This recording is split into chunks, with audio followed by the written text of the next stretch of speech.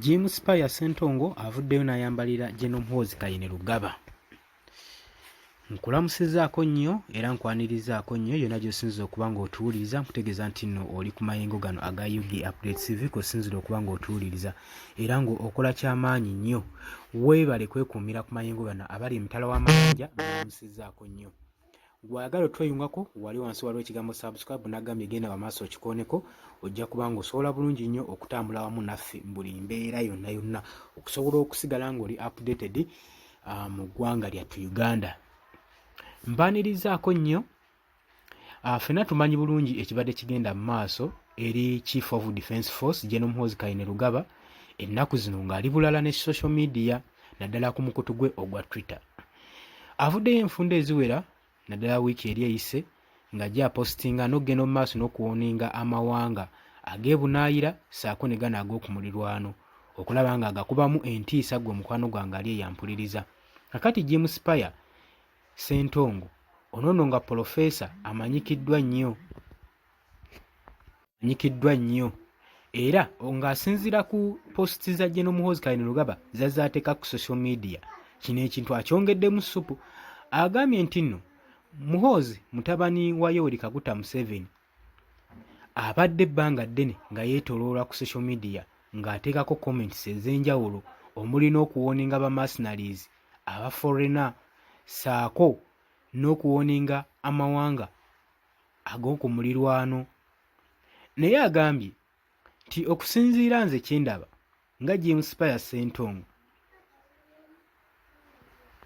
kiraka Muhoozi ne baatwala ba military officers bennyini baatwala baddako mu Busonda ne beesekeya n'okwesekerera ne babuuza nti walabyeko leero waategedde ku rubbish mukama waffe gwe yapostinze olwaleero. Ye agamba General Muhoozi Kainerugaba byapostinga ku mikutu gye egya social media agirabanga rubbish era kasasiro ateeka baatwala mu Busonda ne batandika okubanga baseka saako n'okumuŋŋoola ku byapostinga ku mikutu gye egya social media.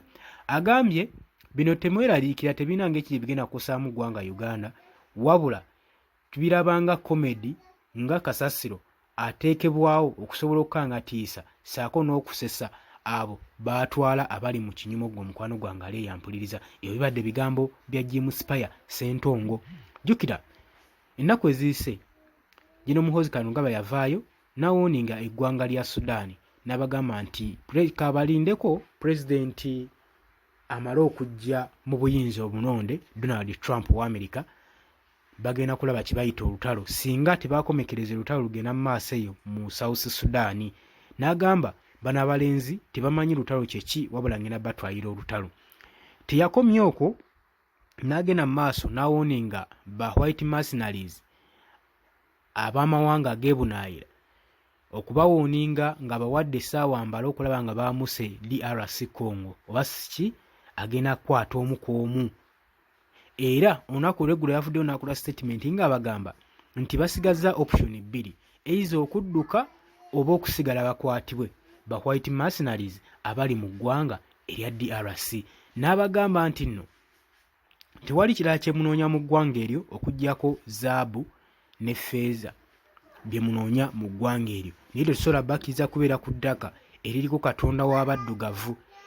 Ebyo byabadde bigambo bya General Muhoozi Kainerugaba ng'asinziira ku mikutu gye emigattabantu. Kino nno kyataddewo akayuugaano n'akavuyo mu mawanga ag'ebunaayira saako n'ag'okumulirwano. Era twalabye nga eggwanga erya Sudan lyavuddeyo nga libanja ofiisi wa apology okwetonda okuli ofiisi eri gavumenti ya wano ku lw'ebigambo General Muhoozi Kainerugaba bye yayogedde eby'okubatiisatiisa saako n'okutta diplomatic relation ezaagana amawanga abiri.